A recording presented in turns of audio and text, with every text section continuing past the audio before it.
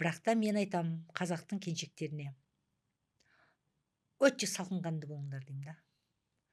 До конца жақсы көріп 100% осы ойбай деп өлем, сен болмасаң өліп бара жатырмын, атаңның басы өлмейсің.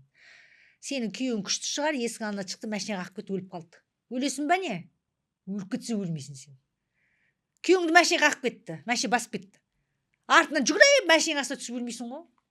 Өлмейсің, өзіңді ойлайсың, балаларыңды ойлайсың. Балаларымды жеткіземін дейсің. Балаларың да жетіліп кетеді. Өзің өмірің бар.